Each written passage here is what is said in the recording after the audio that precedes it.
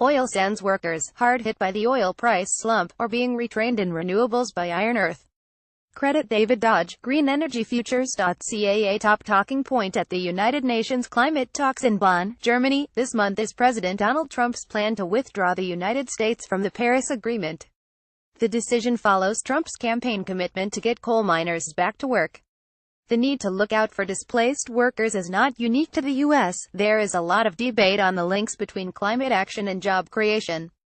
But what if the very fossil fuel workers politicians are trying to help want a different outcome? Earlier this year, I interviewed 24 Canadian oil sands workers who all want to retrain and build careers in the renewables industry.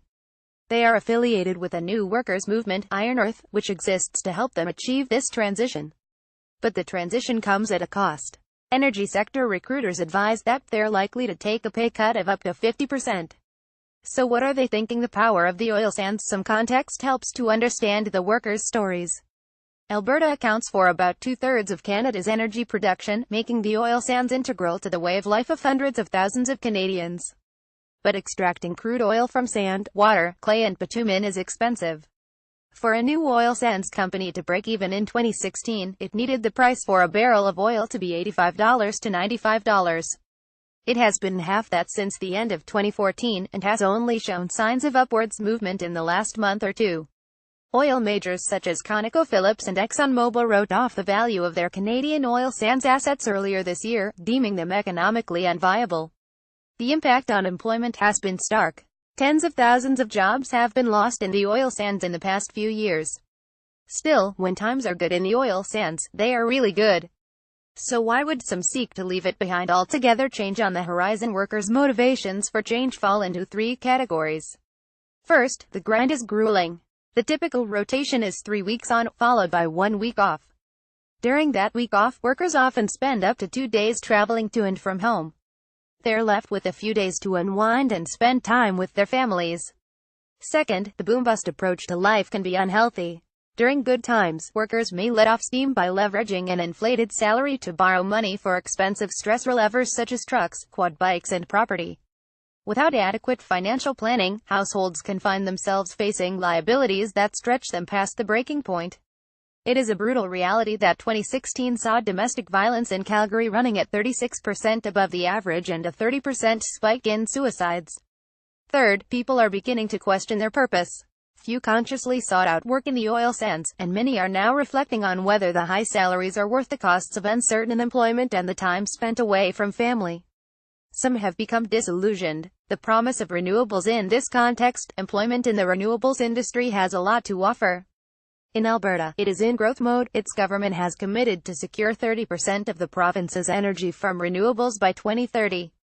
Provided renewable technologies are not dependent on subsidies for the long term, the industry should offer workers relative economic stability. Many of the skills integral to the oil sands are directly transferable to the renewables sector. Installing solar panels requires electricians, building wind turbines relies on welders, and locating and maintaining geothermal wells depends on drilling engineers. There are anecdotal examples of workers making the transition, but we have yet to see a large-scale changeover. Oil sands workers can face stigma if they leave the industry, and they may be wary of the risk associated with launching a new career. There is also a challenge of the renewable energy firms' profound distrust for oil sands workers. With the salary differentials between the two industries, energy sector recruiters warn that renewables firms are concerned that experienced oil sands workers will return to their former roles when the oil price rebounds, leaving renewables in the lurch. The case for intervention. Tens of thousands of Albertans are currently out of work. Worse, when construction projects triggered by the government's own renewables plan begin in 2018, job market experts believe there will be a major shortage of local skilled labor. Other Canadians and immigrants will take the jobs that Albertans could have been trained to do. An assertive effort to lubricate the labor market could help. Alberta could offer a fiscal nudge to energy companies to retrain current workers. If the government were to back a labor market survey, it might pinpoint which skills and training programs are needed. It's difficult to say if the views of the Canadian oil sands workers backing Iron Earth are representative of fossil fuel workers around the world. But the point is, most politicians can't say either. The next few decades will see several deep transitions within our economies to address the formidable challenges before us. We need to ask more imaginative questions of displaced workers and listen to their answers. Judging by some of the loudest political narratives, we haven't been doing that. Explore further. Most of the sand in Alberta's oil sands came from eastern North America. Study shows provided by The Conversation. This article was originally published on The Conversation. Read the original article.